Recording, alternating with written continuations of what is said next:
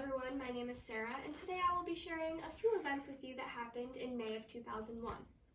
In May of 2001, Janet Jackson's single, All For You, was #1 on Billboard's Hot 100 chart. She also sold 605,128 copies in just the first week of May. She was also on the front cover of the May 2001 issue of Vibe magazine. In other music news, Weezer's album Island in the Sun was released on May 15, 2001.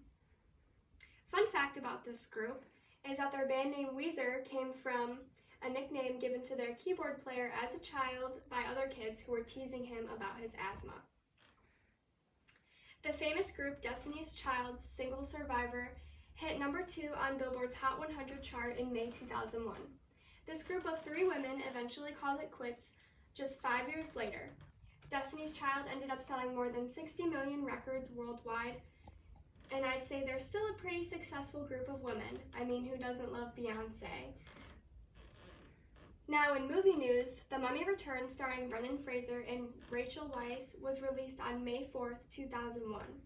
This movie made $68,139,035 just on opening weekend in the US and Canada.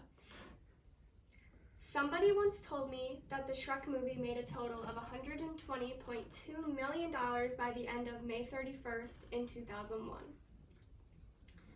Saturday Night Live legend Chris Farley was actually supposed to voice the role of Shrek and actually recorded most of the movie before his tragic death in 1997. The producers needed to do more with this movie and the character, so they ended up casting Mike Myers as the voice of Shrek instead. Also in May 2001, the film Driven, starring Sylvester Stallone, was the #1 top movie in box office, making $32,720,065 in the US and Canada. The budget for this movie was only $94 million.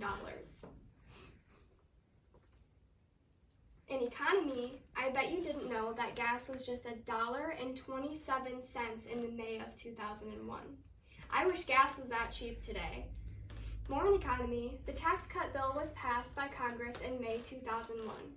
The tax cut bill is a reduction to the amount of taxpayers' money that goes towards government revenue.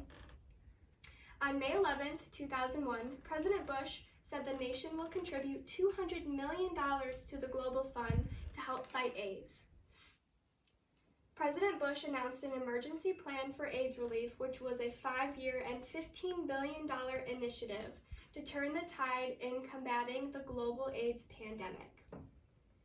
This plan consisted of preventing 7 million new infections and treating 2 million HIV and AIDS infected people, and to care for 10 million HIV and AIDS infected individuals and AIDS orphans as well.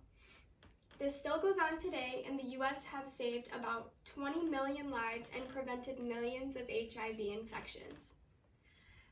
And next on to tragic deaths in 2001. In May of 2001, Gina Mastrogiacomo, she was an actress. She was most popular for her role in the 1990 film Goodfellas as Janice Rossi.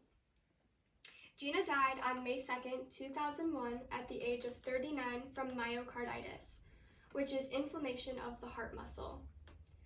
Another tragic death was of American playwright and actor Jason Miller. Jason's most popular role was in the 1973 film The Exorcist, portraying the priest Damien Carras. Miller tragically died from a heart attack on May 13, 2001 at the age of 62. Lastly, in deaths, singer, actor, and television personality Perry Como, most famously known for his song Catch a Falling Star, died on May 12, 2001 at the age of 88 from Alzheimer's disease. I thought all of these facts were very interesting and some tragic. It was fascinating to learn many things that happened the month and year of my birth. My favorite album by Weezer was released. The film The Mummy Returns was released as well. Gas was at the lovely price of $1.27. And tragically, the famous priest from The Exorcist, Jason Miller, died. I hope you all enjoyed these facts as much as I did. Thank you.